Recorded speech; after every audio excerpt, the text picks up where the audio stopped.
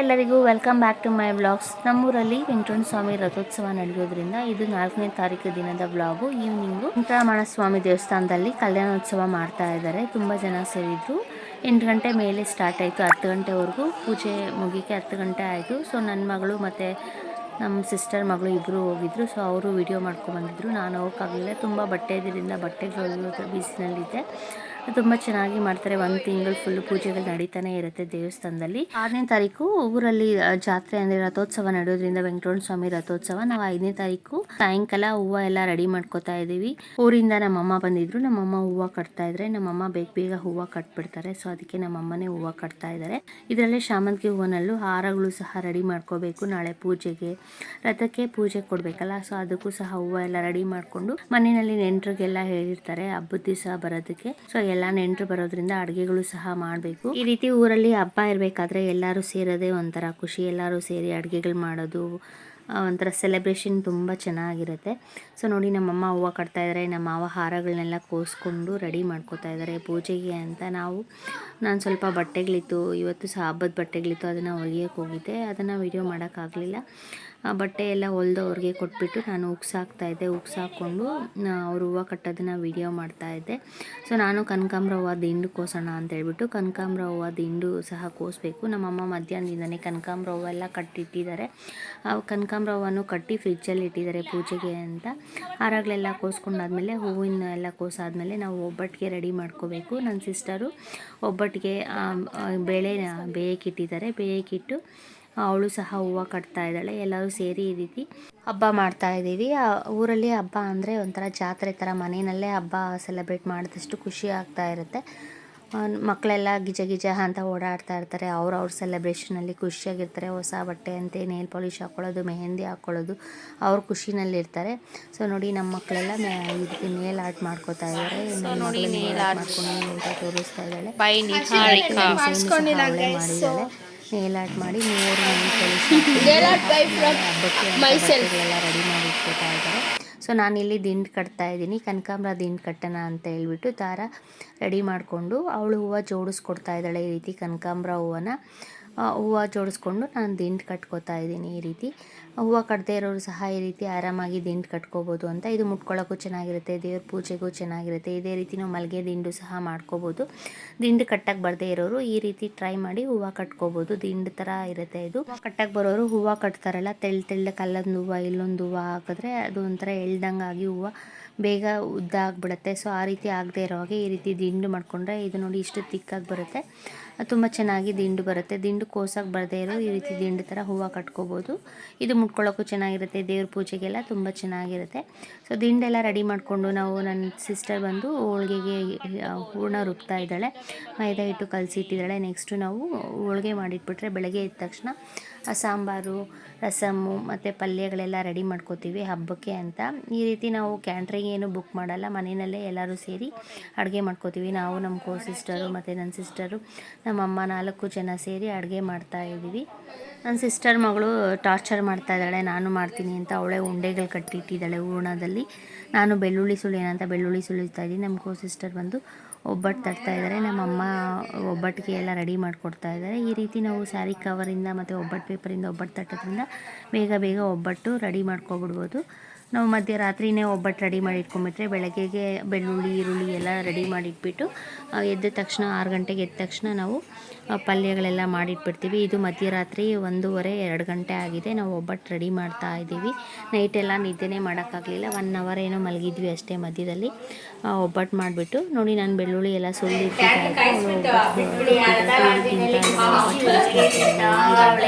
ಇಷ್ಟೊತ್ತಲ್ಲೇ ತುಪ್ಪ ಹಾಕ್ಕೊಂಡು ತಿಂತೀನಿ ಅಂತ ರಾತ್ರಿ 2:30ನಲ್ಲಿ ಒಬ್ಬಟ್ಟು ತಿಂತಾ ಇದ್ದಾನೆ. ಇವಳು ರಾತ್ರಿ ಎಲ್ಲ ನಿದ್ದೆನೇ ಮಾಡಿಲ್ಲ, ಹಾಗೆ ಇಟ್ಟಿದ್ದಾಳೆ. ಅವಳಿಗೆ ಸ್ಕೂಲ್ ರಜಾ ಕೊಟ್ಬಿಟ್ಟಿದ್ದಾರೆ. ಈ ಕಡೆ ಜಾತ್ರೆ ನಡೆಯುತ್ತೆ ಅಂತೇಳಿ ಸ್ಕೂಲ್ ರಜಾ ಕೊಟ್ಟಿರೋದ್ರಿಂದ ರಾತ್ರಿ ಎಲ್ಲ ಎದ್ದು ಹೆಲ್ಪ್ ಮಾಡ್ತೀನಿ ಅಂತ ಹೆಲ್ಪ್ ಮಾಡ್ತಾ ಇದ್ದಾಳೆ. ಹೂರ್ಣಗೆ ಉಂಡೆ ಕಟ್ಟೋದು, ಪಾತ್ರೆಗಳು ತೊಳಿತೀನಿ ಅಂತ ಪಾತ್ರೆ ತೊಳೆಯೋಕೆ ಹೋಗೋದು, ತಿನ್ನೋದು, ಇದನ್ನೇ ಮಾಡಿಕೊಂಡು ಮನೆಯಲ್ಲಿ ಒಂಥರ ಅವಳಿಗೊಂಥರ ಖುಷಿ ಮನೆಯಲ್ಲಿ. ಸೊ ನೋಡಿ ಹೂರ್ಣ ಎಲ್ಲ ಒಬ್ಬಟ್ಟು ತಟ್ಟಿದ್ದಾದಮೇಲೆ ಈ ರೀತಿ ಮೈದಾ ಹಿಟ್ಟು ಮಿಕ್ಕಿರುತ್ತಲ್ಲ, ಇದಕ್ಕೆ ಒಂಚೂರು ಉಪ್ಪು ಖಾರ ಹಾಕಿ ನಾವು ರೊಟ್ಟಿ ಥರ ಮೈದಾ ಹಿಟ್ಟಲ್ಲಿ ರೊಟ್ಟಿ ತಟ್ಕೋತೀವಿ. ಅದನ್ನು ತಿನ್ನೋಕ್ಕೆ ತುಂಬ ಚೆನ್ನಾಗಿರುತ್ತೆ. ಖಾರವಾಗಿ ಉಪ್ಪು ಖಾರ ಮಿಕ್ಸ್ ಮಾಡಿ ತಿಂತೀವಿ. ಈ ರೀತಿ ಪೇಪರ್ ಹಾಕ್ಕೊಂಡು ಸಹ ನಾವು ಹೋಳಿಗೆ ತಟ್ಕೊಂಡ್ರೆ ನೆಲದಲ್ಲಿ ಕೂತು ನೆಲ ಎಲ್ಲ ಕೆಲವು ಸಲ ಏನಾಗುತ್ತೆ ತುಂಬ ಆಯಿಲ್ ಆಗಿಬಿಡುತ್ತೆ. ಎಷ್ಟೇ ಪೇಪರ್ ಹಾಕಿದ್ರೂ ಸಹ ಆಯಿಲ್ ಅಂಟ್ಕೊಂಡ್ಬಿಟ್ಟಿರುತ್ತೆ ಟೈಲ್ಸ್ಗಾಗಲಿ ಅಥವಾ ಕಿಚನ್ ಕೌಂಟರ್ ಟಾಪ್ ಮೇಲೆ ಆಗಲಿ ಅಂಟ್ಕೊಳ್ಳುತ್ತೆ. ನಾವು ಜಾಸ್ತಿ ಮಾಡಬೇಕಾದ್ರೆ ಹೂರಣ ಈ ರೀತಿ ಕೆಳಗಡೆ ಕೂತ್ಕೊಂಡು ಸ್ಟವ್ನ ಕೆಳಗಡೆ ಇಟ್ಕೊಂಡು ಸುಟ್ಕೊಂಡ್ರೆ ಒಂಥರ ಚೆನ್ನಾಗಿರುತ್ತೆ. ಇಲ್ಲಾಂದರೆ ನಿಂತೇ ಸುಡಬೇಕು ಅಂದರೆ ಕಷ್ಟ ಆಗುತ್ತೆ. ಇವ್ರದ್ದು ಸ್ಟವ್ ಓಪನ್ ಮಾಡೋಕ್ಕಾಗಲ್ವಲ್ಲ, ಸೊ ಒಬ್ಬರು ನಿಂತ್ಕೊಂಡು ಒಬ್ಬಟ್ಟು ಸುಡಬೇಕು.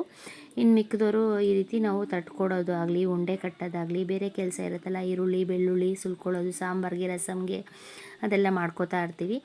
ಈ ರೀತಿ ಎಲ್ಲರೂ ಸೇರಿ ಹಬ್ಬ ಸೆಲೆಬ್ರೇಟ್ ಮಾಡೋದು ಅಂದರೆ ಒಂಥರ ಖುಷಿ. ವರ್ಷಕ್ಕೊಂದ್ಸರಿ ಎಲ್ಲರೂ ಸೇರಿ ಹಬ್ಬ ಸೆಲೆಬ್ರೇಟ್ ಮಾಡೋದು ಅಂದರೆ ತುಂಬ ಚೆನ್ನಾಗಿರುತ್ತೆ. ನೋಡಿ, ರೊಟ್ಟಿ ರೆಡಿಯಾಗಿದೆ. ಇದಕ್ಕೆ ಉಪ್ಪು ಖಾರ ಎಲ್ಲ ಹಾಕಿ ಒಂಚೂರು ಆಯಿಲ್ ಹಾಕಿ ಚೆನ್ನಾಗಿ ಮೈದಾ ರೊಟ್ಟಿ ರೆಡಿ ಮಾಡಾಯಿತು.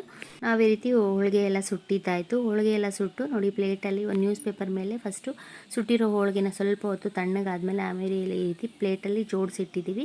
ಈ ಪ್ಲೇಟ್ ಮೇಲೆ ಹೋಳಿಗೆ ಮೇಲೆ ಒಂದು ಪೇಪರ್ ಹಾಕಿ ಎಲ್ಲಾದರೂ ಇರುವೆ ಏನೋ ಹತ್ತದೇ ಇರೋ ಹಾಗೆ ಎತ್ತಿಟ್ಬಿಡಬೇಕು. ಎತ್ತಿಟ್ಬಿಟ್ರೆ ನಾವು ಬೆಳಗ್ಗೆಗೆ ಊಟಕ್ಕೆ ಬಡಿಸೋಕ್ಕೆ ಸರಿ ಹೋಗುತ್ತೆ ಅಂತ ಎಲ್ಲ ಜೋಡಿಸಿಟ್ಬಿಟ್ಟು ಮತ್ತೆ ಆಗಿಂದಾಗಲೇ ಪಾತ್ರೆಗಳೆಲ್ಲ ತೊಳೆದು ಎತ್ತಿಟ್ಬಿಡ್ತಾ ಇದ್ದಾರೆ. ನೀಟ್ ಕಿಚನ್ ಎಲ್ಲ ಕ್ಲೀನ್ ಮಾಡ್ತಾ ಇದ್ದೀವಿ. ಸೊ ನೋಡಿ, ಕೆಳಗಡೆ ಹೋಳಿಗೆ ತಟ್ಟಿದ್ವಲ್ಲ ಅಲ್ಲೆಲ್ಲ ತುಂಬ ಆಯಿಲ್ ಆಗಿಬಿಟ್ಟಿತ್ತು, ಟೈಲ್ಸ್ ಎಲ್ಲ ಜಾರ್ಬಿಡ್ತೀವಿ ಅಂತೇಳಿ ಈ ರೀತಿ ರಾಗಿ ಹಿಟ್ಟಾಕಿ ನನ್ನ ಸಿಸ್ಟರು ನೀಟಾಗಿ ಕ್ಲೀನ್ ಮಾಡ್ತಾ ಇದ್ದಾಳೆ, ಆಯಿಲ್ ಎಲ್ಲ ಹೋಗಲಿ ಅಂತ. ಇದನ್ನು ಈ ರೀತಿ ರಾಗಿ ಹಿಟ್ಟಾಕಿ ಕ್ಲೀನ್ ಮಾಡೋದ್ರಿಂದ ಆಯಿಲ್ ಒಂಚೂರು ಇದ್ರೂ ಎಲ್ಲ ನೀಟಾಗಿ ಬಂದುಬಿಡುತ್ತೆ. ಅದೆಲ್ಲ ಕ್ಲೀನ್ ಮಾಡಿದ್ದಾದಮೇಲೆ ಮೂವರು ಕೂತ್ಕೊಂಡು ಖಾರ ರೊಟ್ಟಿ ಸುಟ್ಟವಲ್ಲ ಅದನ್ನು ತಿಂತಾ ಇದ್ದೀವಿ. 3 o'clock ಆಗಿಬಿಟ್ಟಿತ್ತು. ಬೆಳ್ಳುಳ್ಳಿನ ನಾನೆಲ್ಲ ಸುಲಿದಿಟ್ಟಿದ್ದೀನಿ.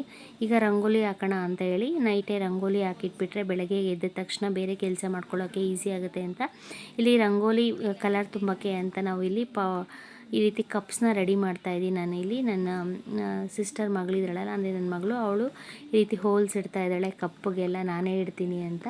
ಅವಳು ರಾತ್ರಿ ಎಲ್ಲ ಎದ್ದೇ ಇದ್ಲು, ನಿದ್ದೆ ಮಾಡ್ದಿರ ಅವಳಿಗೆ ನಿದ್ದೆನೇ ಬರ್ತಾ ಇಲ್ವೇನೋ, ಅಷ್ಟು ಮಾತಾಡ್ತಾನೇ ಇರ್ತಾಳೆ. ನೋಡಿ, ಈ ಕಪ್ಸ್ಗೆ ಹೋಲ್ಸ್ ಎಲ್ಲ ಇಟ್ಟಾಯಿತು. ಇದನ್ನು ರೆಡಿ ಮಾಡ್ಕೊಂಡಿದ್ದಾಯಿತು. ಈ ರೀತಿ ಕಾಫಿ ಕಪ್ಸನ್ನು ರೆಡಿ ಮಾಡಿ ಇಟ್ಕೊಂಡ್ಬಿಟ್ರೆ ನಾವು ಕಲರ್ ಫಿಲ್ ಮಾಡೋಕ್ಕೆ ತುಂಬ ಈಸಿ ಆಗುತ್ತೆ. ಇದಕ್ಕೆ ಬೇಕಂದರೆ ನಾವು ಕಾಫಿ ಕಪ್ಸ್ಗೆ ಈ ರೀತಿ ಹೋಲ್ಸ್ ಇದ್ದೀರ ಆ ಭಾಗನ ಕಟ್ ಮಾಡಿ ಅಲ್ಲಿ ನೆಟೆಡ್ ಕ್ಲಾತ್ ಹಾಕ್ಬಿಟ್ಟು ಸಹ ನಾವು ಕಲರ್ ಹಾಕ್ಬೋದು. ಅವಳೇ ನೋಡಿ, ಅವ್ರ ಅಮ್ಮನಿಗೆ ನಾನೇ ಕಸ ಗುಡಿಸ್ತೀನಿ ಅಂತ ಅವ್ರ ಅಮ್ಮನ ಕಸ ಗುಡ್ಸೋಕ್ಕೆ ಬಿಡ್ದಿರ ಅವಳೇ ಕಸ ಗುಡಿಸ್ತಾ ಇದ್ದಾಳೆ. ಕಸ ಗುಡಿಸಿ ಬಾಗಿಲಿಗೆ ನೀರು ಹಾಕಿ ನಾವು 4 ಜನ ಸೇರಿ ರಂಗೋಲಿ ಹಾಕ್ತಾಯಿದ್ದೀವಿ.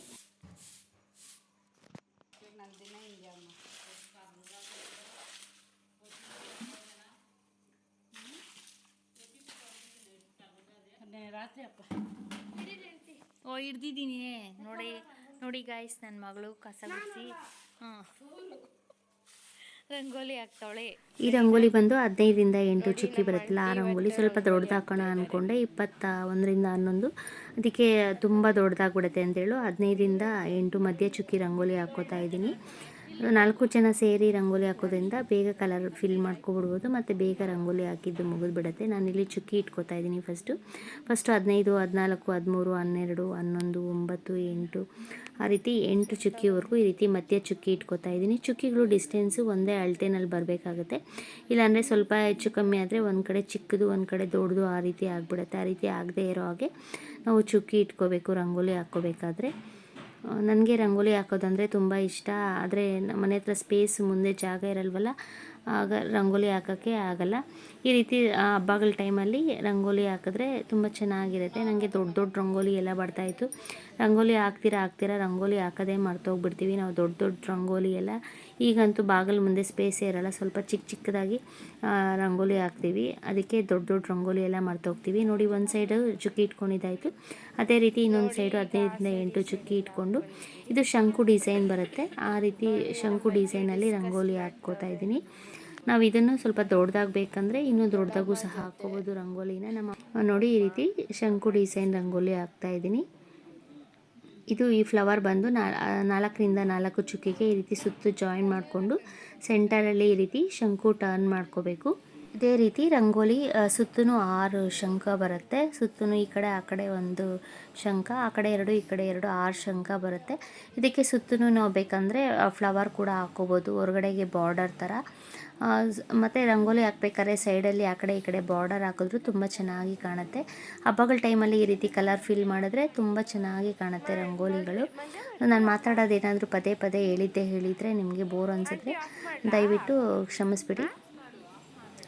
ಈಗ ನೋಡಿ ರಂಗೋಲಿ ಹಾಕಿದ್ದಾಯಿತು. ನಾವು ರೆಡಿ ಮಾಡ್ಕೊಂಡಿದ್ದೀವಲ್ಲ ಆ ಕಪ್ಸು ಹೋಲ್ಸ್ ಇಟ್ಟು ನಾನು ಇಲ್ಲಿ ಕಾಫಿ ಕಪ್ ರೆಡಿ ಮಾಡ್ಕೊಂಡಿದ್ದೆನಲ್ಲ ಅದರಲ್ಲಿ ಈ ರೀತಿ ಯಾವ ಕಲರ್ ಬೇಕೋ ಆ ಕಲರು ರಂಗೋಲಿ ಪೌಡರ್ನ ಹಾಕ್ಕೊಂಡು ನಾವು ಈ ರೀತಿ ಫಿಲ್ ಮಾಡ್ಕೋಬೋದು ಈಸಿಯಾಗಿ. ಕೈಯಲ್ಲಿ ಫಿಂಗರ್ಸಲ್ಲಿ ಟಚ್ ಮಾಡೋಷ್ಟೇ ಇರಲ್ಲ ರಂಗೋಲಿ ಪೌಡರ್ನ, ಕಲರ್ನ ಈ ರೀತಿ ನಾವು ಕಪ್ಸಿಗೆ ಯೂಸ್ ಮಾಡಿಕೊಂಡು ಈಸಿಯಾಗಿ ಕಲರ್ನ ಫಿಲ್ ಮಾಡ್ಕೋಬೋದು. ಮತ್ತು ಬೇಗನೂ ಆಗುತ್ತೆ, ಟೈಮ್ ಕೂಡ ಸೇವ್ ಆಗುತ್ತೆ ನಾವು ಈ ರೀತಿ ಕಲರ್ ಹಾಕ್ಕೊಳ್ಳೋದ್ರಿಂದ. ನೋಡಿ ಸುತ್ತು ರಂಗೋಲಿ ಹಾಕ್ಕೊಂಡಿದ್ದಾಗಿದೆ. ಒಳಗಡೆ ನಾನಿಲ್ಲಿ ಫ್ಲವರ್ ಹಾಕ್ಕೋತಾ ಇದ್ದೀನಿ. ಆ ಫ್ಲವರ್ನ ನಾವು ಈ ರೀತಿ ಶೇಪಾಗಿ ಹಾಕ್ಕೊಂಡ್ರೆ ತುಂಬ ಚೆನ್ನಾಗಿ ಕಾಣುತ್ತೆ. ನಾವು ಸ್ಟ್ರೈಟಾಗಿ ಲೈನ್ ಎಳೆಯೋದಕ್ಕಿಂತ ಈ ರೀತಿ ಸ್ವಲ್ಪ ಟರ್ನಿಂಗ್ಸ್ ಕೊಟ್ಟರೆ ತುಂಬ ಚೆನ್ನಾಗಿರುತ್ತೆ ರಂಗೋಲಿಗೆ ಡಿಸೈನ್ ಆಗಿ. ಇಲ್ಲಿ ನಾವು ಪರ್ಪಲ್ ಕಲರ್ ಹಾಕೋತಾ ಇದ್ದೀವಿ. ಎಲ್ಲ ಕಲರ್ಸು ಮಿಕ್ಸ್ ಮಾಡಿನೂ ಸಹ ಹಾಕ್ಬೋದು, ಇಲ್ಲಾಂದರೆ ಒಂದೊಂದು ಕಲರು ಒಂದೊಂದು ಫ್ಲವರ್ಗೆ ಹಾಕ್ಕೊಂಡು ಹೋಗ್ತಾ ಇರ್ಬೋದು. ಈ ರೀತಿ ನಾವು ಕಲರೆಲ್ಲ ಫಿಲ್ ಮಾಡಿ ಆದಮೇಲೆ ಲಾಸ್ಟಲ್ಲಿ ರಂಗೋಲಿ ಹೇಗೆ ಕಾಣುತ್ತೆ ಅಂತ ನಾನು ನಿಮಗೆ ತೋರಿಸ್ತೀನಿ.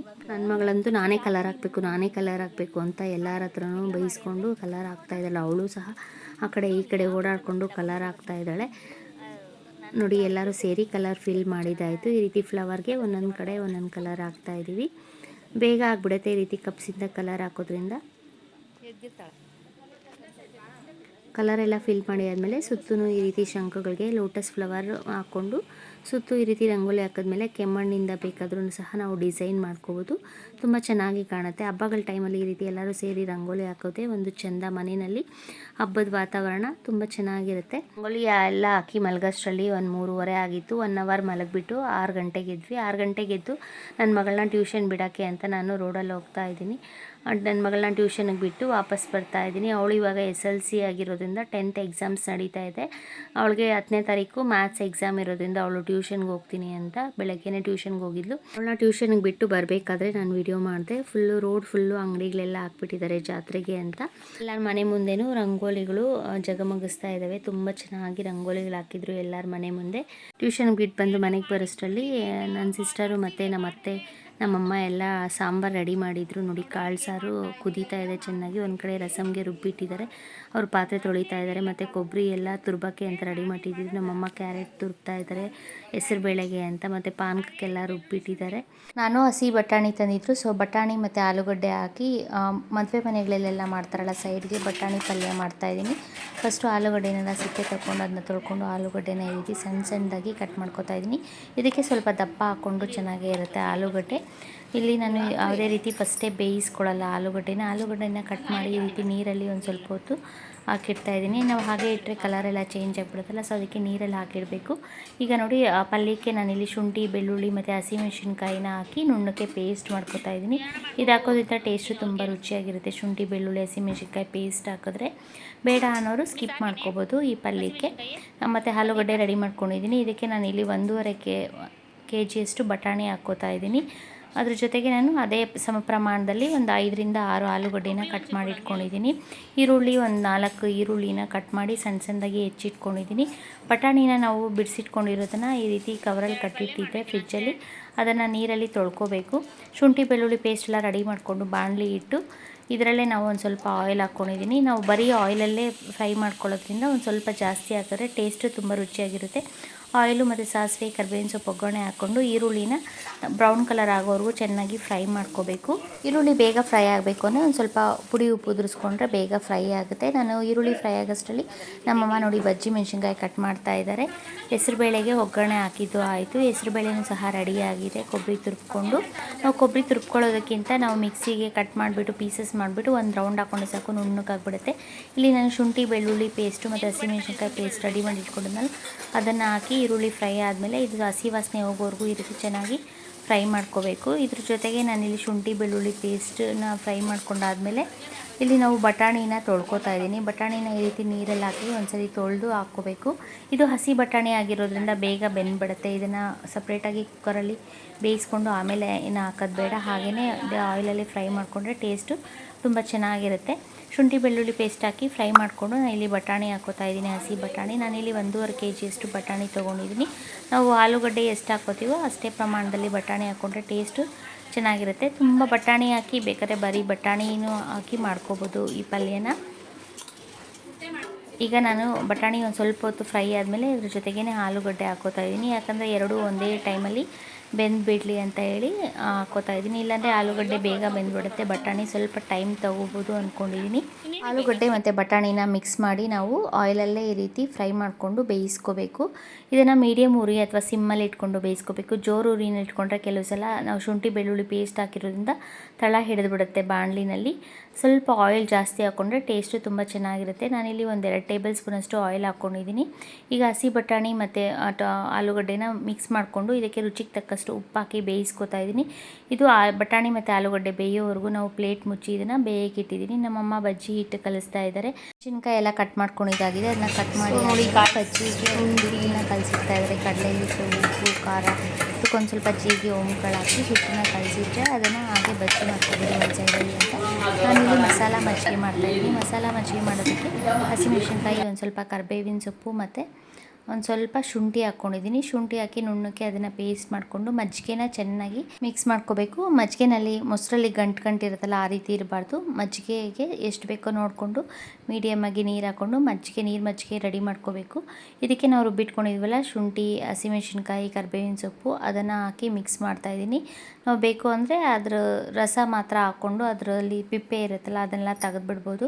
ನಾನಿಲ್ಲಿ ಮಿಕ್ಸಿಗೆ ಹಾಕ್ಕೊಂಡಾದ್ಮೇಲೆ ಹಾಕ್ಕೊಂಡು ಇದಕ್ಕೆ ರುಚಿಗೆ ತಕ್ಕಷ್ಟು ಉಪ್ಪು ಮತ್ತು 1 ಸ್ಪೂನಷ್ಟು ಜೀರಿಗೆ ಪುಡಿ, ಒಂದು ಸ್ವಲ್ಪ ಪೆಪ್ಪರ್ ಪೌಡ್ರ್ ಹಾಕಿ ಮಿಕ್ಸ್ ಮಾಡಿಕೊಂಡ್ರೆ ಮಸಾಲ ಮಜ್ಜಿಗೆ ರೆಡಿ ಆಗುತ್ತೆ. ನಾವು ನಂದಿನಿ ಪ್ಯಾಕೆಟ್ ತೊಗೊಂಬಂದು ಮಸಾಲ ಮಜ್ಜಿಗೆ ಕುಡಿತೀವಲ್ಲ, ಸೊ ಅದೇ ಪ್ಯಾಕೆಟ್ನಲ್ಲಿ ಸಿಗೋ ಮಜ್ಜಿಗೆ ಟೇಸ್ಟೇ ಈ ಮಜ್ಜಿಗೆ ಬರುತ್ತೆ.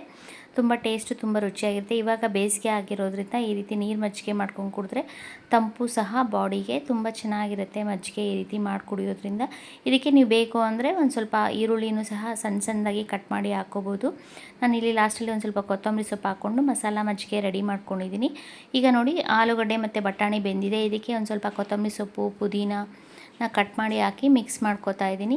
ಬಟಾಣಿ ಒಂದು 80% ಅಷ್ಟು ಬೆಂದಿದೆ, ಇನ್ನೊಂದು ಸ್ವಲ್ಪ ಬೇಯಬೇಕಷ್ಟೇ. ಕೆಲವೊಂದು ಬಲ್ತಿರೋ ಕಾಳಿದೆ ಅಲ್ಲ, ಅದು ಇನ್ನೊಂದು ಸ್ವಲ್ಪ ಬೇಯಬೇಕು. ಅದು ಫ್ರೈ ಆಗೋಷ್ಟರಲ್ಲಿ ನಾನಿಲ್ಲಿ ಲಾಸ್ಟಲ್ಲಿ ಹಸಿ ಕೊಬ್ಬರಿನ ತುರಿಬಿಟ್ಕೊಂಡಿದ್ದೆ, ಆ ಕೊಬ್ಬರಿನ ಹಾಕ್ಕೋತಾ ಇದ್ದೀನಿ. ಒಂದು 2 ಚಿಪ್ಪಷ್ಟು ಹಸಿ ಕೊಬ್ಬರಿನ ತುರಿಬಿಟ್ಕೊಂಡಿರೋ ಕೊಬ್ಬರಿನ ಹಾಕಿ ಮಿಕ್ಸ್ ಮಾಡ್ಕೋತಾ ಇದ್ದೀನಿ. ಹಸಿ ಕೊಬ್ಬರಿ ಹಾಕೋದ್ರಿಂದ ಟೇಸ್ಟು ತುಂಬ ರುಚಿಯಾಗಿರುತ್ತೆ. ಮತ್ತು 1 ಸ್ಪೂನಷ್ಟು ಧನಿಯಾ ಪುಡಿ ಹಾಕ್ಕೋತಾ ಇದ್ದೀನಿ. ದೊಡ್ಡ ಸ್ಪೂನಲ್ಲಿ 1 ಟೇಬಲ್ ಸ್ಪೂನಷ್ಟು ಧನಿಯಾ ಪುಡಿ ಹಾಕಿ ಮಿಕ್ಸ್ ಮಾಡಿಕೊಂಡು 1 ಸ್ಪೂನಷ್ಟು ಗರಂ ಮಸಾಲ ಹಾಕ್ಕೋತಾ ಇದ್ದೀನಿ. ಇದಕ್ಕೆ ಧನಿಯಾ ಪುಡಿನೇ ಸಾಕು ಅನ್ಸಿದ್ರೆ ಬರೀ ಧನಿಯಾ ಪುಡಿ ಹಾಕ್ಕೋಬೋದು. ಗರಂ ಮಸಾಲ ಹಾಕೋದ್ರಿಂದ ಎಕ್ಸ್ಟ್ರಾ ಫ್ಲೇವರ್ ಕೊಡುತ್ತೆ ಅಂತ ನಾನಿಲ್ಲಿ ಗರಂ ಮಸಾಲ ಹಾಕ್ಕೋತಾ ಇದ್ದೀನಿ. ಗರಂ ಮಸಾಲ ಆಪ್ಷನಲ್ಲು, ಬೇಕಾದರೆ ಹಾಕ್ಕೋಬೋದು, ಇಲ್ಲಾಂದರೆ ಹಾಗೇನೂ ಸಹ ಮಾಡ್ಕೋಬೋದು. ನಾನಿಲ್ಲಿ ಸ್ವಲ್ಪ ಗರಂ ಮಸಾಲ ಹಾಕ್ಕೋತಾ ಇದ್ದೀವಿ. ಈಗ ಚೆನ್ನಾಗಿ ಇದನ್ನು ಮಿಕ್ಸ್ ಮಾಡ್ಕೋಬೇಕು. ನಾವು ಹಾಕ್ಕೊಂಡಿದ್ದೀವಲ್ಲ ಪೌಡರ್ಸು, ಗರಂ ಮಸಾಲ ಮತ್ತು ಧನಿಯಾ ಪೌಡರು ಚೆನ್ನಾಗಿ ಬಟಾಣಿ ಆಲೂಗಡ್ಡೆ ಜೊತೆ ಮಿಕ್ಸ್ ಆಗಬೇಕು.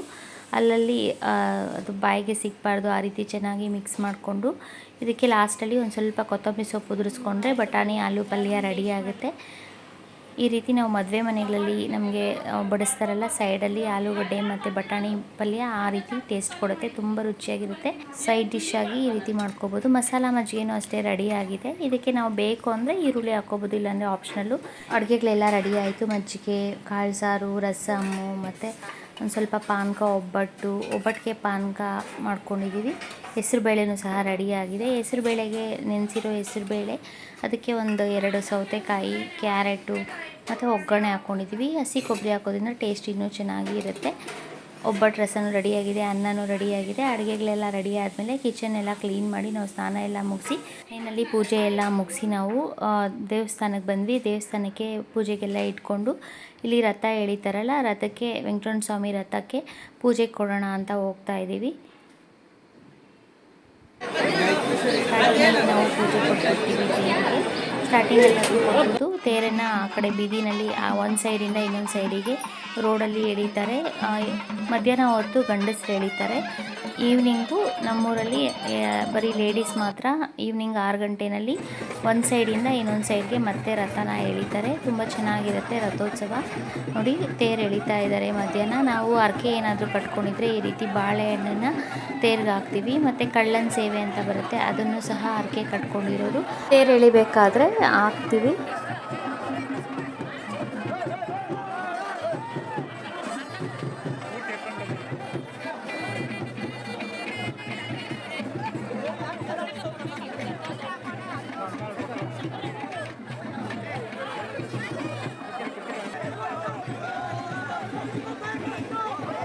ಒಂದು ಸೈಡಿಂದ ಇನ್ನೊಂದು ಸೈಡ್ಗೆ ಈ ರೀತಿ ಎಳಿತಾರೆ. ತುಂಬ ಜನ ಇದ್ದರು. ಲಾಸ್ಟ್ ಇಯರು ವೀಕೆಂಡಲ್ಲಿ ಬಿದ್ದಿತ್ತು, ಸ್ಯಾಟರ್ಡೆ ಸಂಡೇ. ಇದಕ್ಕಿಂತ ತುಂಬ ರಶ್ ಇತ್ತು. ಈ ಸರಿ ಆದರೂ ವೀಕ್ ಡೇಸ್ ಬಿದ್ದಿರೋದ್ರಿಂದ, ಥರ್ಸ್ಡೇ ಆಗಿರೋದ್ರಿಂದ ಸ್ವಲ್ಪ ಜನ ಕಮ್ಮಿ. ಈವ್ನಿಂಗ್ ಆದರೆ ತುಂಬ ರಶ್ ಇರುತ್ತೆ. ಇಷ್ಟೊತ್ತಲ್ಲಿ ಸ್ವಲ್ಪ ಪರವಾಗಿಲ್ಲ. ಈ ಸರಿ ನಾವು ತುಂಬ ಚೆನ್ನಾಗಿ ದರ್ಶನ ಎಲ್ಲ ಆಯಿತು. ಹತ್ರಕ್ಕೆ ಹೋಗಿ ಪೂಜೆ ಕೊಟ್ಟು ಪೂಜೆ ಎಲ್ಲ ಮಾಡಿಸ್ಕೊಂಡು ಬಂದುಬಿಟ್ಟಿದ್ವಿ ಸ್ಟಾರ್ಟಿಂಗಲ್ಲೇ. ತೇರೆಲ್ಲ ಎಳ್ದಾದ್ಮೇಲೆ ಸ್ಟಾರ್ಟಿಂಗಲ್ಲಿ ಪೂಜೆ ಕೊಡೋಕ್ಕಾಗಲಿಲ್ಲ ಅಂದರೆ ಎಂಡಲ್ಲೂ ಸಹ ತೇರು ನಿಲ್ಲಿಸಾದ್ಮೇಲೆ ಅಲ್ಲೂ ಸಹ ಪೂಜೆ ಮಾಡಿಕೊಡ್ತಾರೆ. ಆವಾಗಲೂ ಸಹ ಪೂಜೆ ಮಾಡಿಸ್ಕೊಂಡು ಬರ್ಬೋದು. ಇದು ಬಂದು ಶಿವನ ದೇವಸ್ಥಾನ ವೆಂಕಟರಮಣ ಸ್ವಾಮಿ ದೇವಸ್ಥಾನದಿಂದ ಶಿವನ ದೇವಸ್ಥಾನದ ಹತ್ರ ಬಂದಾಗ ಶಿವನ ದೇವಸ್ಥಾನ ಹತ್ರ ಸ್ವಲ್ಪ ಹೊತ್ತು ನಿಲ್ಲಿಸಿ ಅಲ್ಲಿ ಸಹ ಈ ರೀತಿ ಪೂಜೆ ಮಾಡಿ, ಇಲ್ಲಿನೂ ಸಹ ನಾವು ಪೂಜೆಗೆ ಕೊಡ್ಬೋದು. ಕಾಯೆಲ್ಲ ಒಡೆದು ಪೂಜೆ ಮಾಡಿಕೊಡ್ತಾರೆ. ಆಮೇಲೆ ಮುಂದೆಗೆ ಎಳಿತಾರೆ. ಸೊ ಒಂದು ಕಡೆಯಿಂದ ಬೀದಿನಲ್ಲಿ ಇನ್ನೊಂದು ಕಡೆಗೆ ಈ ರೀತಿ ರಥನ ಎಳೆದು ಒಂದು ಸೈಡಲ್ಲಿ ನಿಲ್ಲಿಸ್ಬಿಡ್ತಾರೆ. ರಥ ಎಳೆದಿದ್ದಾದಮೇಲೆ ನಾವು ಇಲ್ಲಿ ಫುಲ್ಲು ಅಂಗಡಿಗಳು ಹಾಕಿರ್ತಾರೆ ರೋಡ್ ಸೈಡೆಲ್ಲ. ಅಲ್ಲೆಲ್ಲ ಏನಾದರೂ ಬೇಕಾದ್ರೆ ತೊಗೋಬೋದು. ಪಾತ್ರೆಗಳಿಟ್ಟಿರ್ತಾರೆ, ಬಟ್ಟೆಗಳು ಸಹ ಇರುತ್ತೆ. ಅಷ್ಟೊಂದು ಫುಲ್ಲು ಅಂಗಡಿಗಳಿರುತ್ತೆ. ರೋಡಲ್ಲಿ ಓಡಾಡೋಕೆ ಕೂಡ ಜಾಗ ಇರಲ್ಲ. ಫುಲ್ಲು ಟ್ರಾಫಿಕ್ ಇರುತ್ತೆ. ತುಂಬ ರಶ್ ಅಂದರೆ ರಶ್ಶು. ಅಲ್ಲಿಂದ ಹೊರಗಡೆ ಬರೋಷ್ಟರಲ್ಲಿ ನಾವು ಒನ್ ಆ್ಯಂಡ್ ಹಾಫ್ ಅವರ್ ಆಗೋಯಿತು. ಜಾತ್ರೆ ಎಲ್ಲ ಮುಗಿಸ್ಕೊಂಡು ಮನೆಗೆ ಹೋಗ್ತಾಯಿದ್ದೀವಿ. ನೋಡಿ ದಾರಿ ಫುಲ್ಲು ಅಂಗಡಿಗಳಿದ್ದಾವೆ. ಪ್ಲಾಸ್ಟಿಕ್ ಫ್ಲವರ್ಸು, ಶೋ ಫ್ಲವರ್ಸು, ಬ್ಯಾಗ್ಗಳು, ಗೊಂಬೆಗಳು ಮತ್ತು ಹಿತ್ತಾಳೆ ಪಾತ್ರೆಗಳು ಸಿಗುತ್ತೆ. ಮತ್ತು ಸಂತೆಗಳಲ್ಲಿ ಮಚ್ಚು, ಕುಡುಗೋಲು, ಹೆಂಚು ಎಲ್ಲ ಸಿಗುತ್ತಲ್ಲ, ಕಬ್ಬಿಣದ್ದು. ಸೊ ಅದು ಸಹ ಸಿಗುತ್ತೆ ಇಲ್ಲಿ ಜಾತ್ರೆಯಲ್ಲಿ. ಬ್ಯಾಂಗಲ್ಸು, ಬಳೆಗಳು, ಓಲೆಗಳು, ಏನು ಬೇಕೋ ಎಲ್ಲ ಸಿಗುತ್ತೆ. ರೋಡ್ ಸೈಡ್ ಫುಲ್ಲು ಅಂಗಡಿಗಳು ಹಾಕ್ಬಿಟ್ಟಿದ್ದಾರೆ. ದಾರಿ ಉದ್ದಕ್ಕೂ ಬರೀ ಅಂಗಡಿಗಳು ಮತ್ತು ಟ್ರಾಫಿಕ್ ಫುಲ್ಲು. ರೋಡ್ ಫುಲ್ಲು ಓಡಾಡೋಕ್ಕೆ ಆಗಲ್ಲ. ನಾವು ತಪ್ಪಿಸ್ಕೊಂಡು ಈಗ ಮೇನ್ ರೋಡಲ್ಲಿ ಒಂದು ಸ್ವಲ್ಪ ದೂರ ಮುಂದೆಗೆ ಬಂದಿದ್ದೀವಿ. ಇಲ್ಲೂ ಸಹ ಬರೀ ಅಂಗಡಿಗಳಿದ್ದಾವೆ. ಇಲ್ಲಿ ಸ್ವಲ್ಪ ಕಮ್ಮಿ ಟ್ರಾಫಿಕ್ಕು.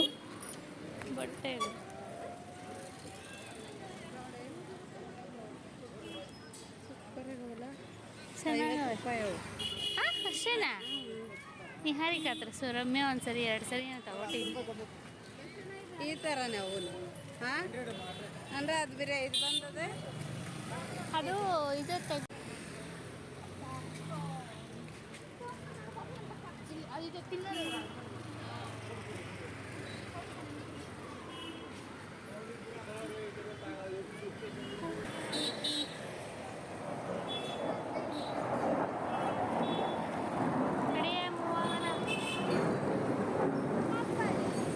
ಅಜ್ಜಿ ಹೇಳ.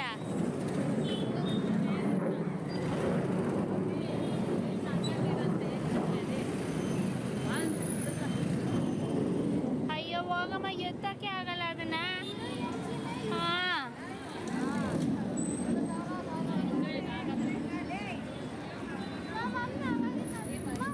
ಹೊರಳಕ್ಕಲ್ಲಿ ನೋಡ ನೀರಲ್ಲಿ.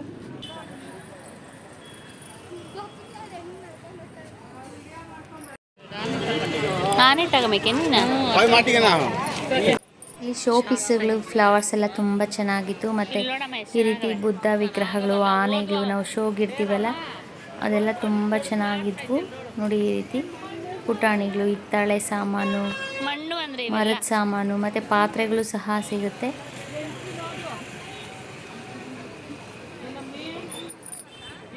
ಸೊ ನಾವು ಮನೆಗೆ ಹೋಗಿ ಊಟ ಮುಗಿಸಿ ಸಂಜೆ 6 ಗಂಟೆಗೆ ಮತ್ತೆ ವಾಪಸ್ಸು ರಥ ಎಳೆಯೋಕ್ಕೆ ಬರ್ತೀವಿ. ಲೇಡೀಸು ಎಳೆಯೋರೆಲ್ಲ ಮುಕ್ಕೊಂಡಿರ್ತಾರೆ. ಅವರು ವರ್ಷ ರಥ ಎಳೆಯೋದು ಸಂಜೆ 6 ಗಂಟೆ ಮೇಲೆ. ಇವಾಗ ಒಂದು ಸೈಡಿಂದ ಇನ್ನೊಂದು ಸೈಡ್ಗೆ ರಥನ ಎಳೆದಿರ್ತಾರಲ್ಲ, ಈ ಕಡೆಯಿಂದ ಆ ಕಡೆಗೆ ಮತ್ತೆ ರಥನ ಎಳಿತಾರೆ. ಆಗ ಬರೀ ಲೇಡೀಸ್ ಮಾತ್ರ ಎಳೆಯೋದು ರಥನ. ಸೊ ಮತ್ತೆ ನಾವು ಊಟ ಎಲ್ಲ ಮುಗಿಸ್ಕೊಂಡು ಸ್ವಲ್ಪ ಹೊತ್ತು ಮನೇಲಿದ್ದು ಕೆಲವೊಂದು ಐಟಮ್ಸ್ನ ತೊಗೋಬೇಕಾಗಿತ್ತು. ಶೋ ಪೀಸ್ಗಳನ್ನ ಕೇಳಿದ್ವಿ. ನಮ್ಮ ರೇಟಿಗೆ ಸಿಗಲಿಲ್ಲ ಅಂತ ಹೇಳಿ ತೊಗೊಳಕ್ಕೆ ಹೋಗಲಿಲ್ಲ. ಇದು ಸಂಜೆ ವ್ಲಾಗು. 6ನೇ ತಾರೀಕು ರಥನ ಎಳಿತಾ ಇದ್ದಾರೆ. ಒಂದು ಸೈಡಿಂದ ಇನ್ನೊಂದು ಸೈಡ್ಗೆ. ನಾನು ಹೇಳಿದ್ನಲ್ಲ ಲೇಡೀಸ್ ಮಾತ್ರ ಎಳಿತೀವಿ, ಮಹಿಳೆಯರು ಮಾತ್ರ ಅಂತ ಪೂಜೆ ಮಾಡ್ತಾ ಇದ್ದಾರೆ. ಒಂದು 7:30 8 ಗಂಟೆ ಆಗಿಬಿಟ್ಟಿತ್ತು. 7:45 ಹಾಗೆ ಸ್ಟಾರ್ಟ್ ಮಾಡಿದ್ರು ಎಳಿಯೋಕ್ಕೆ ರಥನ. ಸ್ವಲ್ಪ ಲೇಟಾಗಿ ಎಳೆದ್ರು ಈ ಸರಿ. ತುಂಬ ಹೊತ್ತು ನಾವು 6 ಗಂಟೆಗೆಲ್ಲ ಬಂದ್ವಿ. ತುಂಬ ಹೊತ್ತು ಕಾದ್ವಿ. ಆಮೇಲೆ ಅವ್ರ ಪೂಜೆ ಎಲ್ಲ ಮುಗಿಸಿ ಆಮೇಲೆ ನಿಧಾನಕ್ಕೆ ಎಳೆದ್ರು ರಥನ. ಸಂಜೆ ಆಗಿರೋದ್ರಿಂದ ಫುಲ್ಲು ರಶ್ ಅಂದರೆ ರಶ್ಶು, ತುಂಬ ಜನ ಅಂದರೆ ಜನ, ಓಡಾಡೋಕ್ಕೆ ಕೂಡ ಜಾಗ ಇಲ್ಲ, ಅಷ್ಟು ರಶ್ಶು.